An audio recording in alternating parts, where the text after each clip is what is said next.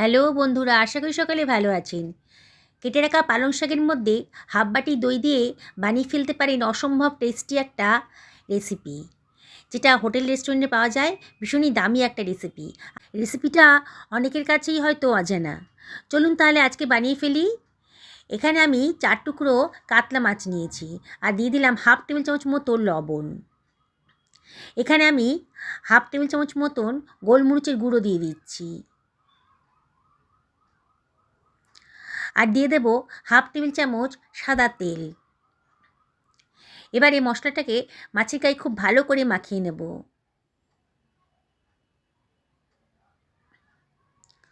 খুব ভালো করে মশলাটাকে মাখিয়ে নিতে হবে, তাহলে কিন্তু মাছের টেস্টটা খুব সুন্দর হবে।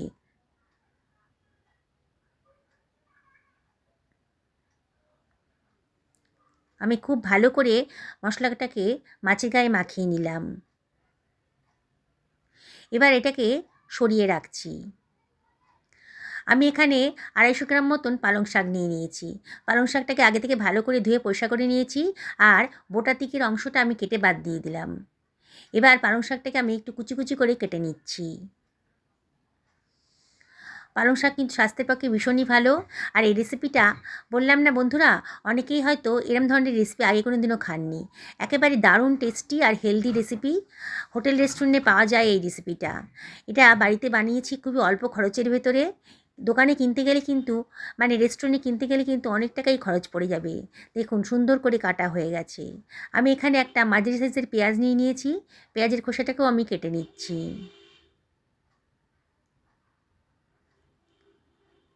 খুব অল্প তেল মশলার মধ্যে আজকে রান্নাটা হয়ে যাবে। আর পেঁয়াজটাকেও আমি রাফলি কেটে নিচ্ছি। কাটা হয়ে গেছে। এবার একটা গ্রাইন্ডারের ভেতর কেটে রাখা পেঁয়াজ কুচিগুলো আমি দিয়ে দিলাম আর দিয়ে দিচ্ছি কতগুলো কাঁচা লঙ্কা। লঙ্কাটা কিন্তু আপনারা নিজেদের পছন্দ মতো দেবেন। কে কীরকম ঝাল পছন্দ করেন সেই অনুযায়ী লঙ্কাটা দেবেন। আমি এখানে 1 টেবিল চামচ মতো আদা রসুন বাটা দিয়ে দিলাম। এবার এটাকে জল ছাড়াই গ্রাইন্ড করে নিচ্ছি। দেখুন কত সুন্দর একটা স্মুথ পেস্ট তৈরি হয়ে গেছে। এবার সরিয়ে রাখলাম। ওই গ্রাইন্ডারের ভেতরেই আমি দিয়ে দিচ্ছি হাফ বাটি মতো টক দই। এটাকে গ্রাইন্ড করে নিচ্ছি। টক দইটাকে হুইস্কের সাহায্যেও ফেটানো যেত, তবে গ্রাইন্ডারে দিলে পরে খুব তাড়াতাড়ি হবে বলে আমি গ্রাইন্ডারেই ফেটিয়ে নিলাম। দেখুন কত সুন্দরভাবে স্মুথ পেস্ট তৈরি হয়ে গেছে। এবার সরিয়ে রাখছি।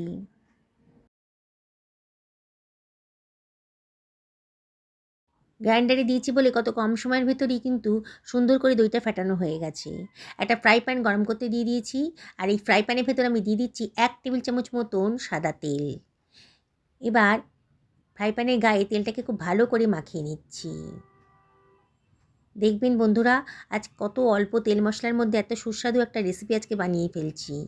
তেলটা যখন বেশ গরম হয়ে গেছে, এবার আমি তার ভেতর দিয়ে দিচ্ছি ম্যারিনেট করে রাখা মাছটা।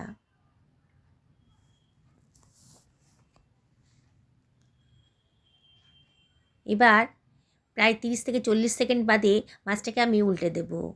মাছটা খুব কড়া করে ভাজবো না, একটু কাঁচা ভাবটা চলে যাবে যখন মাছের, সেইভাবেই মাছটা ভেজে নেব। খুব অল্প তেলেই রান্নাটা করব। দেখুন মাছের কালারটা কিন্তু একটু চেঞ্জ হয়ে গেছে। আবারও এটাকে উল্টে পাল্টে ভালো করে একটু ভেজে নেব। কড়া করে ভাজবো না, জাস্ট কাঁচা ভাবটা কেটে যাবে, এরম করেই ভেজে নেব। দেখুন আমার হয়ে গেছে, মাছের কাঁচা ভাবটা চলে গেছে দেখেই মনে হচ্ছে। এবার আমি অন্য একটা পাত্রের ভেতর মাছগুলোকে তুলে রাখছি। এবার ওই ফ্রাই প্যানের ভেতরে দিয়ে দিলাম 1 টেবিল চামচ মতন সাদা তেল আর দিয়ে দিচ্ছি হাফ টেবিল চামচ গোটা জিরে। একটু ফ্রাই হতে দেব। একটু নাড়াচাড়া করে দিচ্ছি। গ্যাসের ফ্লেমটা লোতেই রেখেছি, নাহলে কিন্তু জিরেটা পুড়ে যেতে পারে, তখন খেতে ভালো লাগবে না। এবারে এর ভিতরে দিয়ে দিচ্ছি আদা রসুন কাঁচা লঙ্কা বাটার পেস্টটা। এবার এর ভিতরে দিয়ে দিচ্ছি হাফ টেবিল চামচ মতো লবণ দিয়ে সব কিছু খুব ভালো করে মিশিয়ে নিচ্ছি। মাঝে মাঝে কিন্তু একটু নাড়াচাড়া করে দিতে হবে, নাহলে কিন্তু মশলাটা পুড়ে যেতে পারে। এইভাবে মশলাটাকে আমি ভালো করে কষিয়ে নেব।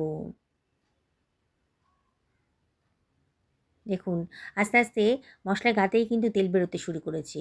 যদি প্রয়োজন হয় অল্প জল দিয়ে দিয়ে মশলাটাকে কষিয়ে নেবেন।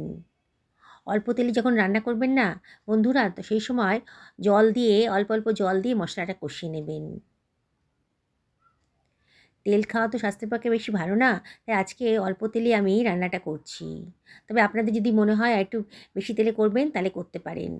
তবে এইভাবে করলেও কিন্তু খুবই টেস্টি। আজকে আমি খেয়ে বলেছি, এটা ভয়েস ওভার করছি, খুবই টেস্টি হয়েছে। এবার কেটে রাখা পালং শাকগুলো আমি দিয়ে দিলাম। গ্যাসের ফ্লেমটা একেবারে লোতে রেখে দিয়েছি। এবারে আমি ফেটিয়ে রাখা দইটা এর ভেতর দিয়ে দিচ্ছি। দেখুন বন্ধুরা, অসাম্ভব টেস্টি একেবারে অজানা একটা রেসিপি আজকে তৈরি হতে চলেছে। আপনারা যখন খাবেন না ভাববেন যে আগে তো কোনো দিন খাইনি, আগে কেন জানতাম না এই রেসিপির কথাটা। বাড়িটা ধুয়ে অল্প জলও আমি এর ভেতর দিয়ে দিলাম। কোনো নাড়াচাড়া করব না, এইভাবে আমি এটাই ভাপিয়ে নেব। ঢাকা দিয়ে মিনিট 2 থেকে 3 এটা রান্না করে নিচ্ছি মিডিয়াম টু লো ফ্লেমে। 3 মিনিট বাদে দেখুন পালং শাকের কালারটা কিন্তু চেঞ্জ হয়ে গেছে। আবারও একটু নাড়াচাড়া করে দিচ্ছি।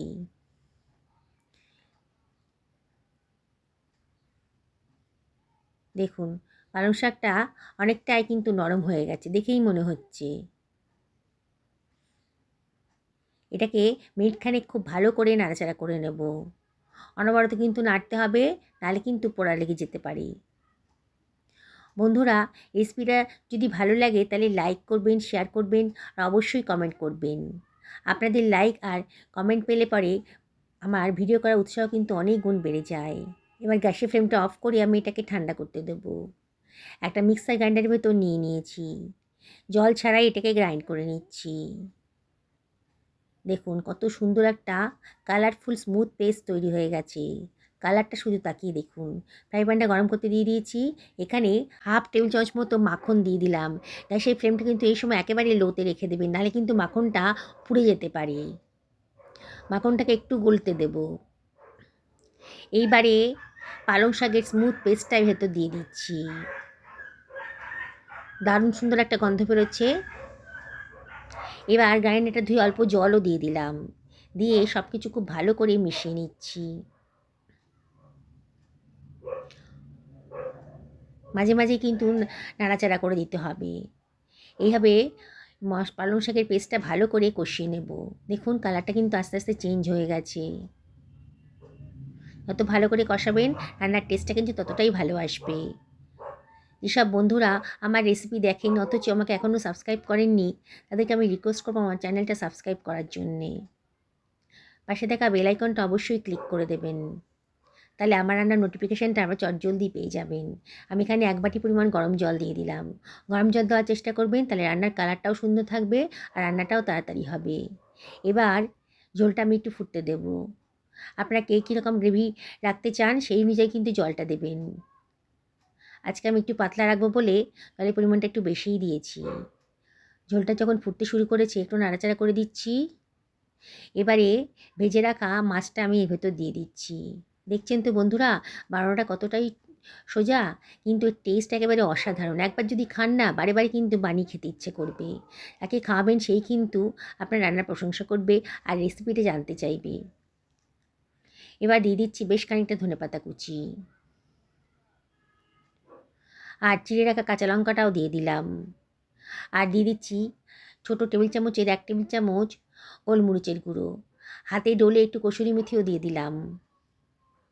দিয়ে এটা ঢাকা দিয়ে মিনিট 5 লো ফ্লেমে রান্না করে নেব। 5 মিনিট বাদে দেখুন গ্রেভিটা কিন্তু অনেকটাই কমে গেছে আর দেখেই মনে হচ্ছে আমার রান্নাটা কিন্তু কমপ্লিট হয়ে গেছে। একটু উল্টে পাল্টে দেব। মাছটাও একেবারে নরম হয়ে গেছে। এইভাবে একদিন রান্না করবেন বন্ধুরা, সত্যি বলছি গরম ভাতের সাথেই বলুন কিংবা পোলাওয়ের সাথেই বলুন জাস্ট জমে যাবে। আমি একটা সার্ভিং প্লেটে এটাকে সার্ভ করে দিচ্ছি। কালারটা শুধু দেখুন। যাকে খাওয়াবেন না এই কালারফুল রেসিপিটা সেই কিন্তু দারুণ খুশি হয়ে যাবে। যেসব বন্ধুরা ফেসবুক থেকে দেখছেন আমার এই রেসিপিটা তাদেরকে আমি রিকোয়েস্ট করব আমার পেজটা ফলো করার জন্যে। দেখুন বন্ধুরা, কি সুন্দর দেখতে লাগছে। যেমন টেস্টি সেরকমই হেলদি। পালং শাক কিন্তু আমাদের স্বাস্থ্যের পক্ষে ভীষণই উপকারী। আর মাছ তো অবশ্যই উপকারী। তাই পালং শাক দিয়ে মাছ রান্না করলে পরে যে এত টেস্টি হবে আগেও কিন্তু আমি ভাবতে পারিনি। আমি ওপর থেকে বেশ খানিকটা ধনেপাতা ছিটিয়ে দিচ্ছি। দেখুন কত সুন্দর দেখতে লাগছে। বাড়ির বাচ্চারাও কিন্তু এই কালারফুল রেসিপিটা দেখেই খেতে চাইবে। যারা মাছ খেতে পছন্দ করে না তাদেরকে একবার খাওয়াবেন, দেখবেন তারা আবার চেয়ে চেয়ে এই রেসিপিটাই খেতে চাইছে। এত সুন্দর দেখতে লাগছে। কি বানাতে ইচ্ছে করছে তো? অবশ্যই একদিন বানিয়ে নিন, পরিবারের সকলকে খাওয়ান, নিজেও খান, হেলদি খান, সুস্থ থাকুন, ভালো থাকুন এই কামনাই করি।